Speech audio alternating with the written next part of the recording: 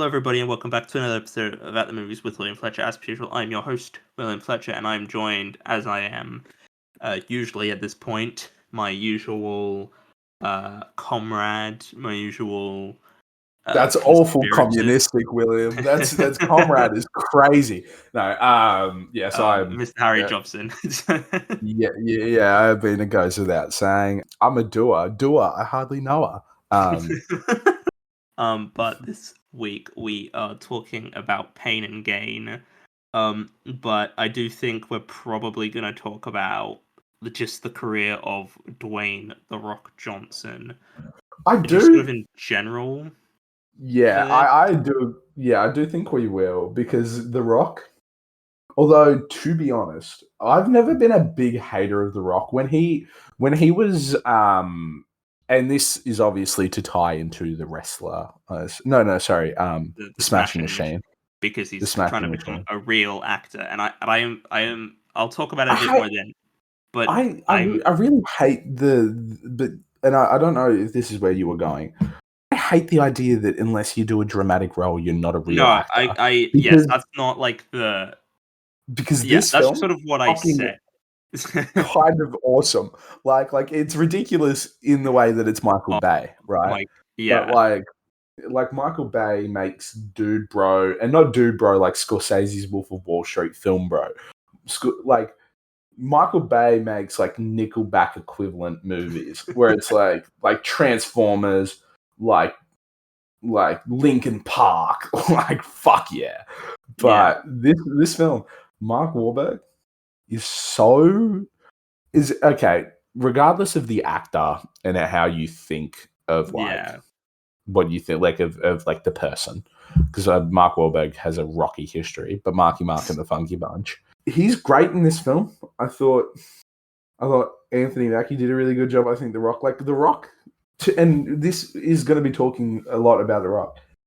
He's a good actor. Like I've never seen there was a period between Kevin Hart and I've seen a lot of criticism where it's like Dave Bautista is the best actor to really out of the WWE, and I disagree. I think it's John Cena, but I think Dave Bautista is really good. I think John Cena is great as well. But I mean, growing up, one of my favorite movies all time was The Tooth Fairy with The Rock and Stephen Merchant. Stephen Merchant in that movie is. That movie's so funny, and it holds up so ridiculously well. It's kind of crazy. Like, it's not a kid's movie. Stephen Merchant is too funny in that movie for his own good. And he just looks freaky. He just looks so freaky in the best way. Jumanji and that Kevin Hart and Central Intelligence and all of that sort of shit is by the by. It is kind of just like money grab action movies that have The Rock, Black Adam. Like, we don't have to go on to that. Talk about, because the Smashing Machine is what we're tying this into. And when I say becoming like an actor and doing like real proper acting, that's not to denigrate what he's done like before. Like, because The Rock, for pretty much his whole film career, has sort of been an action star, a comedic action star, really. And he's not really strayed that far away from it, especially in the last few years, where he had it written in his contract that he can't like lose a fight in a movie or something ridiculous. Yeah. The Rock has such an interesting body of work that is like, because I'm just thinking about it now, just on top of like what we're saying. I think that for me personally, he is always the Tooth Fairy. You can't handle the tooth. Sorry, is that a line in the movie? Is that? Yeah. The tooth, the whole tooth, and nothing but the tooth. You can't handle the tooth. He's a really like contrasting body of work, because I really think a lot of the stuff that he's in, like you can look at the Fast and Furious franchise, and that's a really one-dimensional character. You can look at like, you know, Black Adam and that sort of DCEU Garbo shit that was not very good. Like, and then he's also got, you know, films like Pain and Gain, which I think he genuinely does a good. Like, I think this is a good performance. He's hilarious in this movie. Oh, and I think he's supposed to be. I think like he did that one Red Notice. Red Red one. Notice. There's Red one and there's Red Notice. Yeah, there's two. Okay, there's like the Christmas one, and then there's the one he did with Ryan Reynolds and Gal Gadot. Yeah, that Gal Gadot Netflix one. I didn't think that was that bad. I think it was kind of shit. I just thought it was like an okay pandemic movie.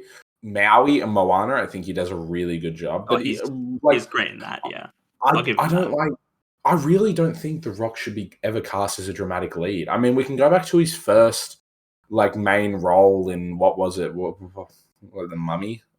Mummy Returns. Yeah. Yeah, and the Scorpion King. Scorpion King. Yeah, that's crazy stuff. And then he's obviously like Hercules as well, which was supposed to be another big dramatic role for him. But I really think he does his best work comedically. He's such a good, and it's such a weird contrast because even though in the WWF, I don't know if you ever followed it back in the day, I was a big fan. He was a comedic, like he was serious, but he was comedic at the same time. Yeah, like, he has some of the most iconic sound clips, like "Shut up, bitch," and that sort of stuff. Like I've seen a lot of his stuff when he was wrestling, and he was really, really funny.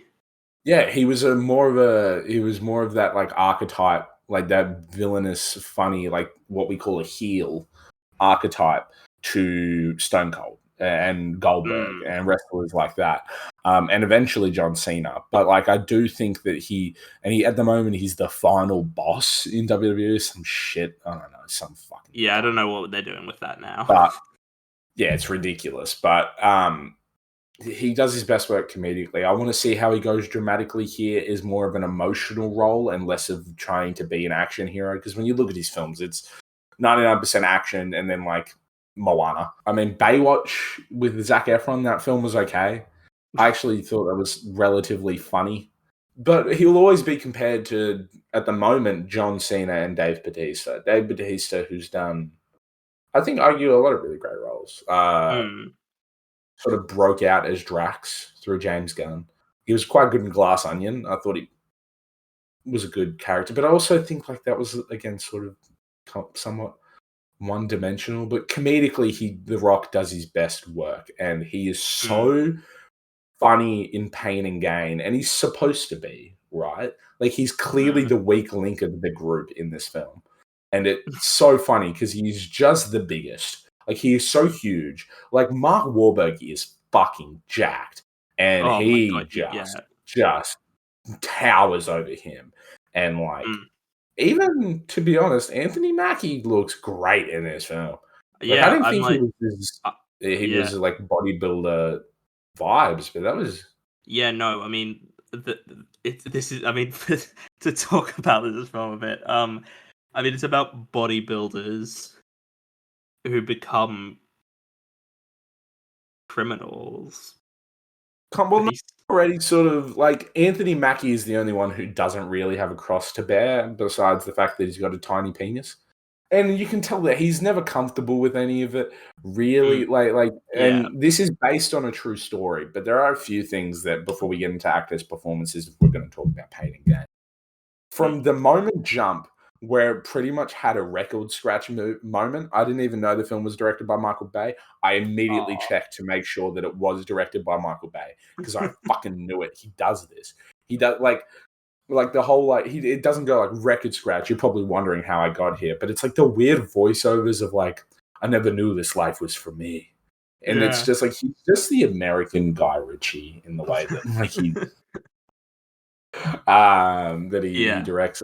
I think a lot of the scenes as well, one of the main thing like that is done really well is when they kill, spoilers, but when they kill the couple and they're going between like The Rock just doing like 80 fucking push-ups and Anthony Mackie cheering him on to like Mark Wahlberg accidentally killing a guy, and the way it just like cuts down the hallway through the hole in the back. And I'm gonna be honest, I was watching this and I was genuinely, there are several points where I'm like, man, I need to know what the cocaine budget was because this is this is fucking incredible.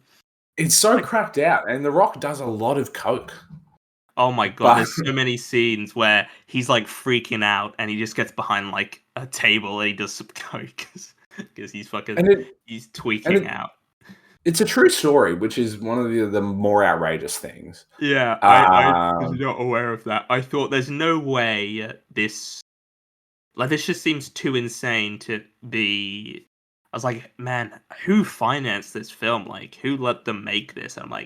And then I was like, oh, this was like a real thing, and I'm like, that explains it, because if you say like, oh, this is based off a true story, you can get away with more stuff because it's like, oh yeah, sure. It's like how Fargo Yeah, has that opening thing that's like, this is based on a true story, so they could get away with more of the stuff in that film. yeah. Um, I also think yeah, that it's fucking crazy. like the core cast of Mm. Dwayne Johnson, Mark Wahlberg, and Anthony Mackie.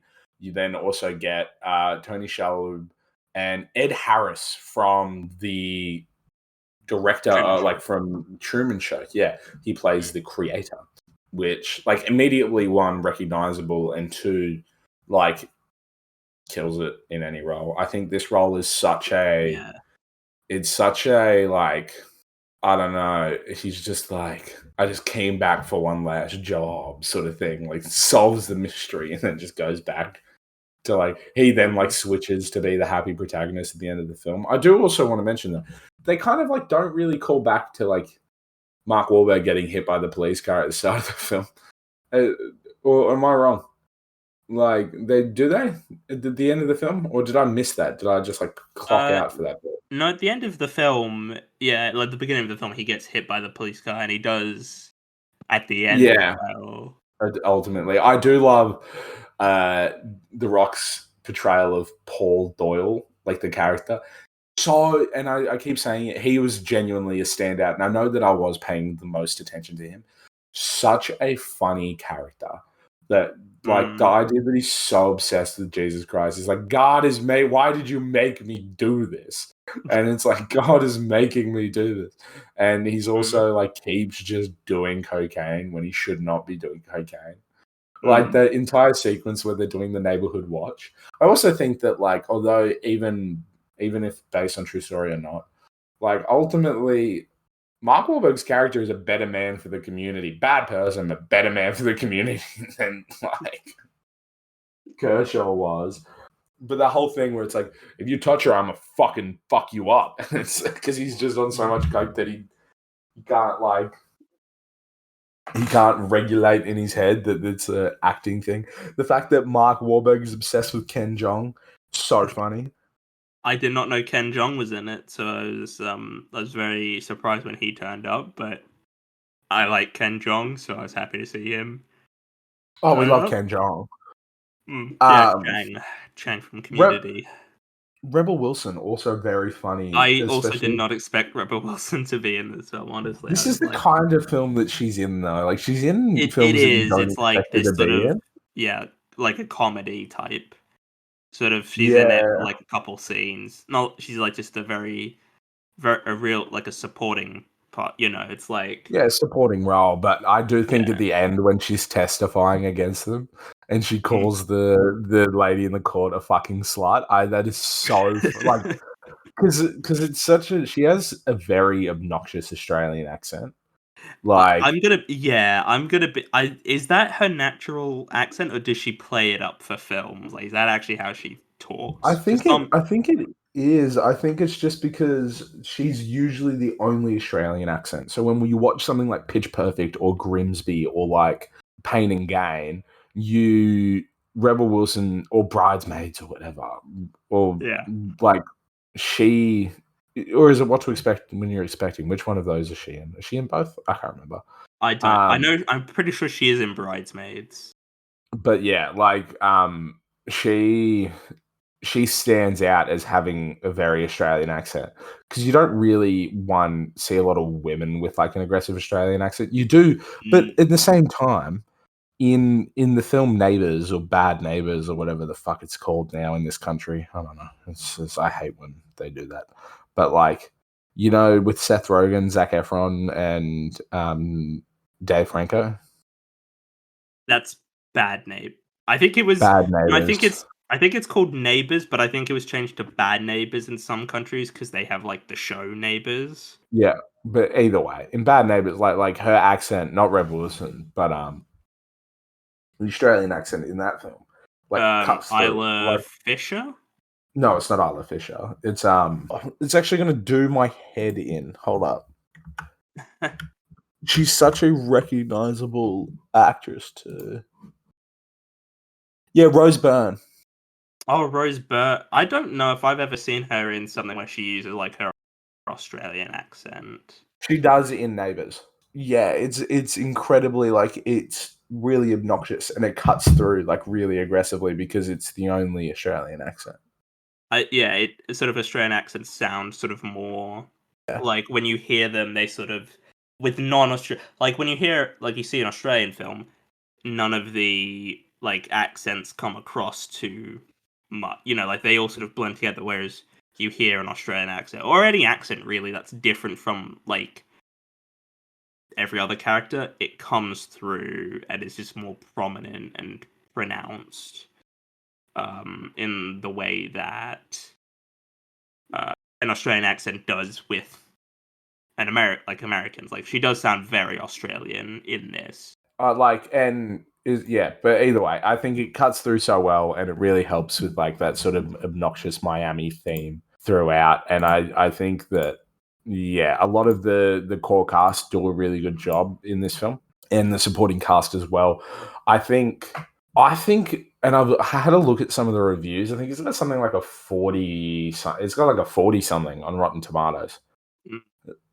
Yeah, I argue that is a bad take. This is a fun film. It is 2 hours and it is too long, but it is a fun film and it is funny. It's got a 49% on Rotten Tomatoes. Oh, okay. Well, there you go. I am gonna be honest. This is an incredible movie. Like it's just some of it. I was just like, my goodness, this is insane. Like, well, that's what makes it so fun, right? Yeah, and that's why I like it is because they were just like, fuck it, let's just do shit and see what happens. Like, let's just throw stuff out there and just like the scene of the three of them walking away from the explosion is so like Lonely Island bad. Cool guys don't look at explosions; they blow things up and then walk away. It's like so funny and like so well done. Like, and there is no character besides Ed Scott like that is really that you really root for. Like you kind of want to root for the core three in a weird twisted way. Yeah, no, they're doing terrible things. They're assholes. You know, they're all like doing it. They do roids in this, right? Or some of them do roids. I think all three of them do roids, but I don't think roids are necessarily a bad thing. I think it's a personal choice that someone makes. But but it can make you act up and have roid rage. Yeah, but I don't really care. Like honestly, if people choose to do roids, I'm like fine. Do those, like please. Oh well, no, it's an individual choice as long as they're doing absolutely. it. I don't have a problem that. Yeah, as long as they're doing medically and safely, but it is very much like a roided up movie in that sense. Like it is very just fucking crazy. Yeah, they're not great people, but they're just funny. Like, and yeah, I don't really like Mark Wahlberg as like a person. I think he's a bit of a dick. But I also can't deny that this is kind of the perfect role for him. Like he's just sort of playing up who he is, at least from my perspective. And he's also so weirdly charming on screen. I hate him, but like I love a lot of the films he's in, like Ted, like the two Ted movies, like this film, Invincible. Like I like him. And I do like him in Ted. Him. I think he works here. Anthony Mackie. I didn't really know who he. Like all I really knew was that The Rock and Mark Wahlberg were in this film. Like that's basically all I knew of the film. Yeah, Anthony Mackie's just a really underrated actor. I think he's always a really dependable actor. You know what you're gonna get, but you like him. Like he works in the roles. Like he isn't like the most incredible actor or anything, but you're always going to get a Well, decent he's Captain. performance. Well, he's Captain America now. But Which yeah, I is, remember him initially in 8 Mile. I always thought he was oh good in yeah, 8 Mile. Yeah, but yeah, like he is. Anthony Mackie has and often puts in a lot of really solid performances. That seem to go quite under the radar. But yeah, the two standouts are absolutely Mark Wahlberg and The Rock. And I think one scene in particular that I'd seen on TikTok before or Reels before is the bit where Mark Wahlberg goes, "I need to get a pump," and The Rock's like, "Yeah, keep working that. Yeah, I know how it feels when you've just killed a man. I know you're going through a lot. You got the devil and the angel on your shoulder right now." And it's like, "Yeah, keep hitting that pump. Keep hitting that." And he's just like hitting a fucking pump after he's just killed a man. oh He's like, "I yeah. need to get a It's pump," and he just I, starts I working am going to out. be honest. This is probably one of the most masculine films I've ever seen. Like it's basically just guys working out for like and not necessarily in a good way. But it's like it's just these guys and they just work out every other scene. Like it's incredible. Like there's a scene towards the end where the Rocky's like tweaking out and he's just like benching however much weight. And he just keeps going and it's like, come on, we're gonna go. And he's like, I've still got my set. It's like how dedicated they are to fitness, even through all this, is funny. Like Yeah. it's well done too. Like there are a lot of people that take that shit so fucking serious, and honestly, it's a hobby. Like it's a healthy hobby, but it can become unhealthy mentally when you become like obsessed with gain outside of just muscle, and that's kind of what this movie talks about. I do think, yeah, Mark Wahlberg, like, unfortunately, just so good in this role. And the Rock as well, like they do a really good job. And the Yeah. Rock, again, as I said, he shines comedically, and it'll be interesting to see how he goes with the Smashing Machine because it is a dramatic role. Yeah, I think The Rock is a very good comedic actor. I think he works in good comedic roles. And just to sort of compare him to Dave Bautista and John Cena, like I mean they do comedic roles as well, but they sort of go beyond comedic roles. Like that fucking time that John Cena was Fred's dad. Dude, the Fred on YouTube movies were hectic, and the fact that he would just like be his dad in those was Yeah. so funny for John Cena to Isn't do. there? I remember there's like an episode. There's like part of that film where he just beats the shit out of Fred. And he hits his wrestling finisher on him. Yeah. He hits an AA on him, like an attitude adjustment, and he puts him Yeah, on the coffee table. And it's like, yeah, he just beats the fucking shit. You got to be a man, Fred, and he just comes beating the shit out of Fred. and he And then in has the like no third, shirt. Like he has like no in the, shirt on, but he's got like the cap. He's got like the armbands and yeah, the. He's yeah. just Well, that's dressed what, up like that's his IP. Yeah, he's yeah. literally John Cena. Like he's not trying to not be John Cena. At one point, he pops out of a fridge. I think it's the second movie. He just pops out of a fridge. He's just like in the bush somewhere, pops out of a fridge to give Fred some advice, and then goes back in the fridge. Mm, It's yeah, really funny, but John yeah, Cena, I think, is the best out of the three from what I've seen. Like, not only comedically, although he did and has come into his own comedically with films like Blockers, um, Trainwreck. He was good in Trainwreck. He was good in, which I think is an underrated film for a lot of like. LeBron was also really funny in that movie, but then he started like with Peacemaker. oh, Um, he's great as Peacemaker. Yeah, he's great in that. Dramatically as well. Like he's in Fast. He's in the Fast and Furious franchise because he's a wrestler. But like he's relatively new to this sort of like film sphere. Yeah, he's like Um, The Rock's been acting for like 20 since like the early 2000s, whereas Cena's sort of been really only committing to it sort of late 2010, sort of, yeah, 2020s really. you're exactly right, and I think Dave Bautista probably has the most dramatic work under his belt. But that's not always a good thing. I think some of his films weren't like that. Like that M. Night Shyamalan Oh, I liked that film. Knock Um, on the Cabin, Knock at the knock Cabin. it, knock out of the cabin, yeah. Yeah, I mean, you know me, I'm not a Shyamalan guy, but like that is true. And I made you watch the bad ones for the podcast. Again, Lady in the Water and The Happening. It was not you weren't a fan.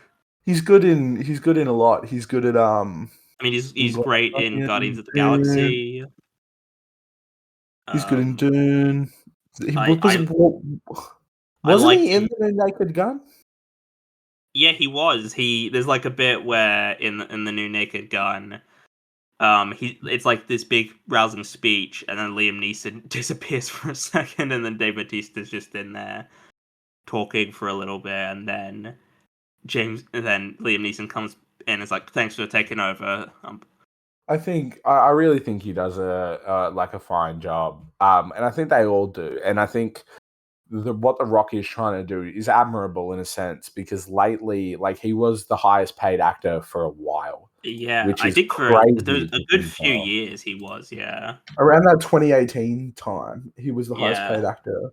Which, looking back, him and Kevin Hart did what? Central Intelligence, like, and Moana, and like Jumanji. What's the most? Nope, that's not what I want to know.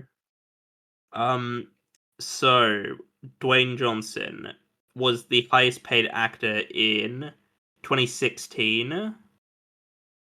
And then he was the highest paid actor in 2019, 2020, 2021. And he was the highest paid actor in 2024. That's quite recent. That is quite recent.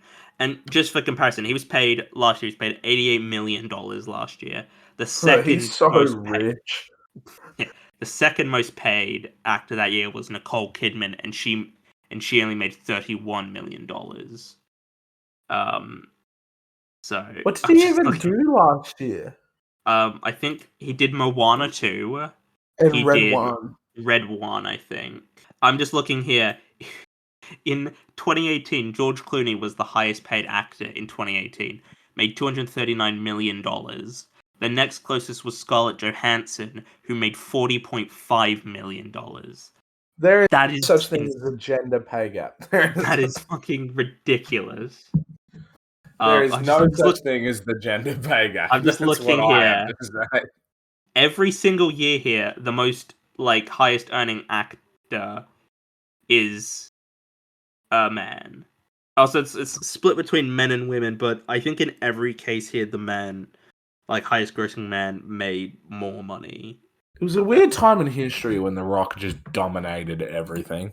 Dude, he was in so many films. Every couple months, there was a new Rock film.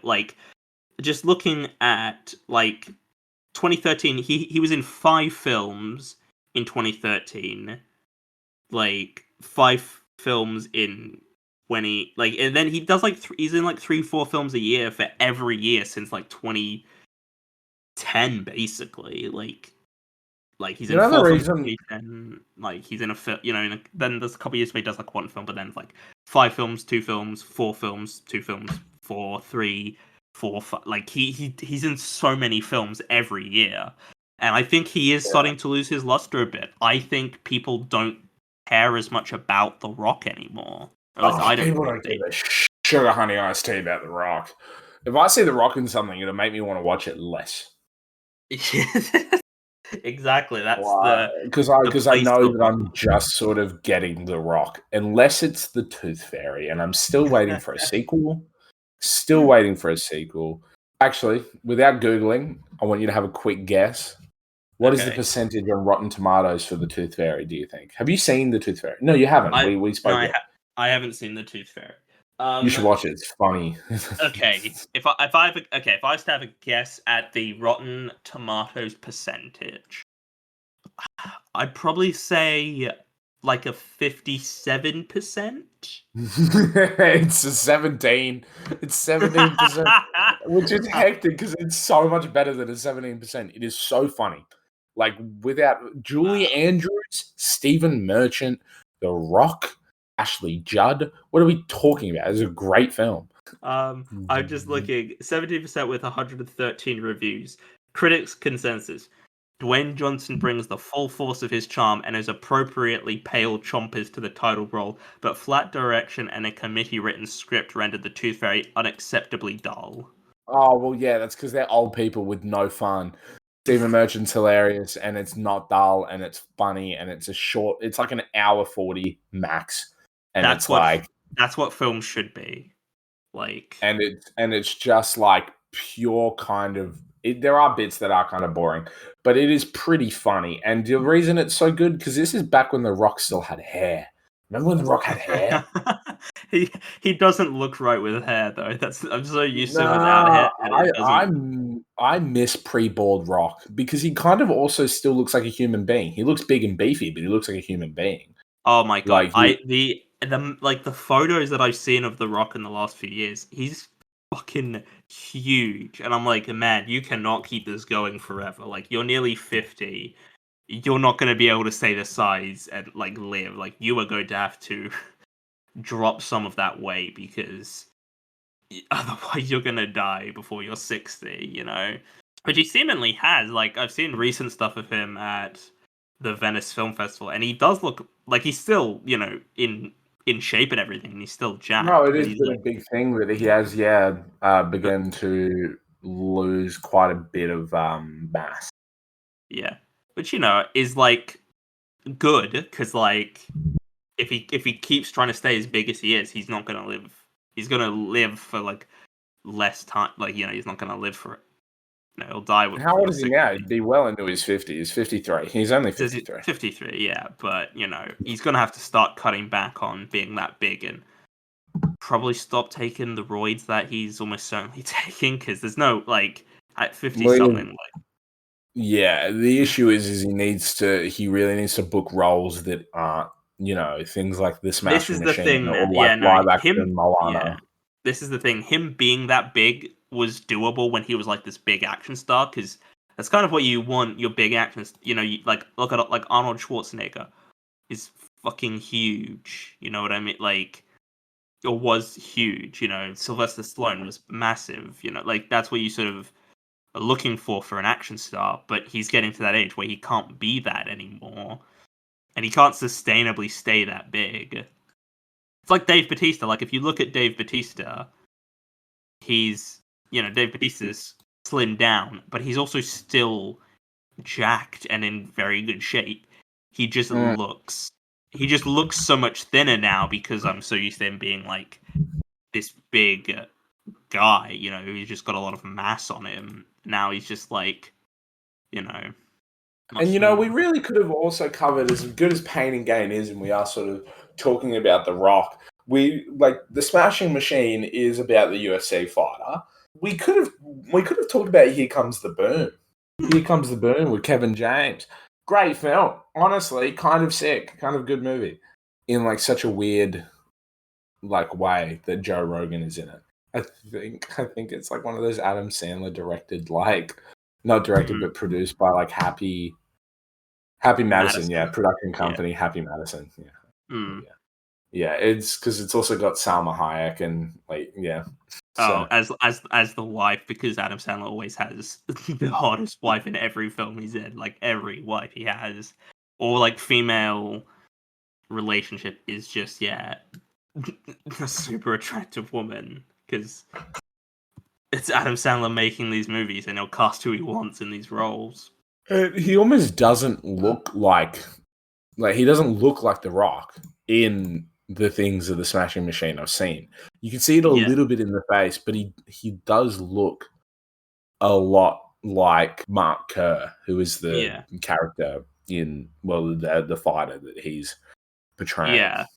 He does have the look for that. And yeah, it is interesting to sort of look at, because when I first saw that first image of The Rock, I was like, wow, he really doesn't look like The Rock. He's got the makeup on, like, he's got the prosthetics, he's got the hair, he's got everything, and I'm like, he's trying to be like sort of a serious, like, dramatic actor, showing off his dramatic chops. Yeah, I don't want to say, giving a real performance, being in a proper movie, because that's, because comedies are real movies, but it's like, this is like an awards baiting drama. Oh, rather it's an Oscar baiting film. Yeah, absolutely. Yeah. Another thing I want to mention about Pain and Gain is I genuinely, there's a certain point where I'm like, where I was watching where I'm like, how much of this is like ironic and like it's on purpose, and how much of it is they just think it actually looks cool. Like that's something I was thinking about while I was watching it. I was like, how much of this do they know is silly?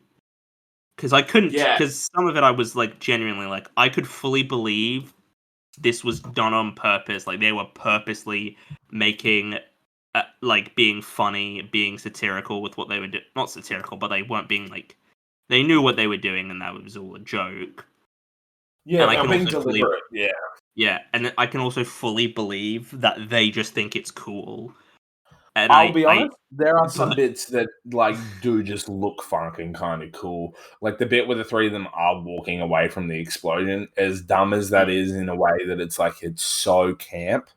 yeah, It is exactly. kind of fucking also sick. It is still sick. Like as camp as it is always going to be cool to watch a cool guy walk away from an explosion. Cool guys don't look at explosions. It's always a great shot. People walking away Yeah. from explosions.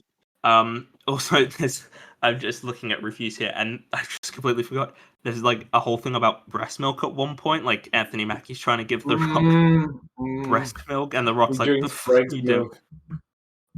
Which is that like Yeah. a thing? Because I watched a show recently, and there's a bit in it where they're in this gym, and there's like these guys going on about breast milk, and I'm like, is that like a thing? Like, is this like an actual thing? Yeah, they purchase and consume breast milk because it's got like proteins that are supposed to help muscle development, and growth factors that help with like performance. So like muscle growth and performance. So yeah, it is a thing to drink breast milk. To be honest, I don't want to suck on a titty. No. I'll try it. I don't know. But there's that bit where Anthony Mackie's going on like, "Oh man, have you ever?" Yeah, that's what I was. Yeah, And The Rock is just like not having it. He's just like, "What the fuck are you talking about?" Anthony Mackie's going on about it, and The Rock just looks so fucking confused. To be fair, there hasn't really been any scientific backing, I don't think, behind the breast milk thing. You go Yeah, Google that's it, what I I'm guess. just reading here. I'm just saying that like there are doctors who have basically said there's not really any like scientific evidence that this will actually do anything for you. Yeah. Because I mean it's for babies. Like, this is for children. This isn't for like adult consumption. Like, this is what we give to babies because they can't take anything else because they don't have any fucking teeth yet. It's not that like I've thought of it. It's so weird. It's so funny. But there's no weird way of saying it. But like, I don't know. The idea that Anthony Mackie's character is just like so into doing it is like a trope of bodybuilders. But I think it's weird to try to drink strangers' breast milk. That's weird. Yeah, That is weird. Like that is weird because it's like you don't know. justifiable. Yeah, because it's like you don't know who that's coming from. Like, who knows what they might have? You know what I mean? Like if you had a partner and she was like, "Here, try a little bit," and like, "Yeah, do it like a fun thing," and you tried a little bit. That's different. Yeah, fine. yeah. But like someone randoms that you bought offline or like, oh, she's clean is like so kind of weird. That's kind of weird. Yeah, no, I mean, I'm gonna be honest. A lot of what I know of the bodybuilding community, they are just all kind of insane. Like, like there's some stuff I see online. Like, I saw this one guy. It's weird because it's insane, but it's such an inherently supportive community. Like they're not all. Sam Stu, like I'm quite a big fan of. I also really like Noel Dezel, but everyone else, yeah, he's like, who doesn't love Noel though? Like, Noel's great. Who doesn't love him? Yeah, no, I saw a video that Noel reacted to, and it's a guy who he's eating like beef from a bag, like beef paste, and I'm like, dude, that's great. That is like food is good. Like, enjoy your meals. Like, don't just blend shit and put it in a bag and squeeze it out like a tube of toothpaste. You know, like, just eat it properly. Cook your food and eat. You know, it's like, Like that's like I mean, beyond the fact that I don't care about like being a bodybuilder, it just seems like hell because you just can't eat anything nice. Like it's just bland chicken and broccoli I and mean, rice. it depends if you're in the bulk. If you're in the bulk, strawberry milk and chocolate milk are your best friend, but that's about it. That's true, yeah. It's this movie is amazing. I'm gonna be honest. Like, this isn't like one of my new favorite movies or anything, but it's just incredible to watch. There's just so many moments where I'm like, this is an incredible movie, and I don't know if that's like for good reasons or for bad reasons. Like, I genuinely don't know, but it's funny. It's really really funny. It's really funny, but like it has its flaws. But in a weird way, of someone because I can be an awfully negative guy at times about films that I think don't execute well. Even the things that are bad are still executed really well. They're just bad because they're camp. It's like there's nothing done specifically poorly in this film. I think it's funny as fuck that they like they get the wrong BMW and then they just can't kill the guy is so funny. That's so funny. They park in front of the wrong BMW. The guy like yells at them. Mark Wahlberg's like looking back out the back of the van. They're just like looking around, looking at the guys like, where the fuck is this guy? And they're like, oh, it's the wrong BMW. Yeah, they look under the car is so funny. Like, why would he be under the car?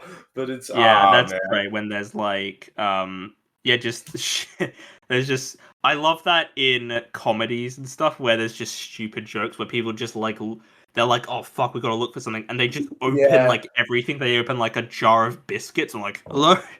They check underneath like a flat bed sheet. Just everything. Yeah. Like again, that's the kind of thing I find really funny because it's so stupid.